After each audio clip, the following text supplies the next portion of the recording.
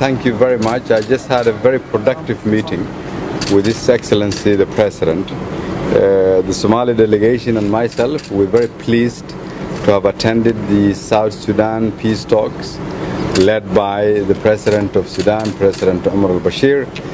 The President has done exceptionally good work, and I congratulate him and the Sudanese people for the tremendous courage they've shown to bring about peace and stability in South Sudan. The agreement we've signed, or rather they have signed, witnessed by President Cumar and all other leaders in the region, is a testimony to what we call African solutions to African problems.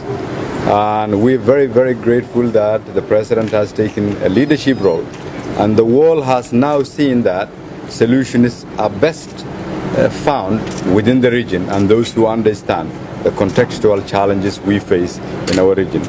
Otherwise, we have had a long and productive discussion on forging a strong relationship between Somalia and Sudan.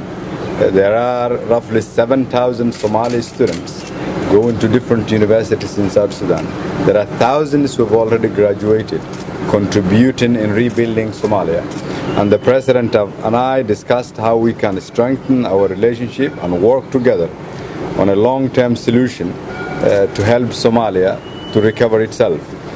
So we've discussed on how we can work on security, on economic growth and development, on investment, and how to strengthen the cooperation in the region, and how Somalia can play a critical role based on our experience and our potential in terms of resources. So it was very, very productive meeting, very productive visit, and I'm very grateful for the warm hospitality.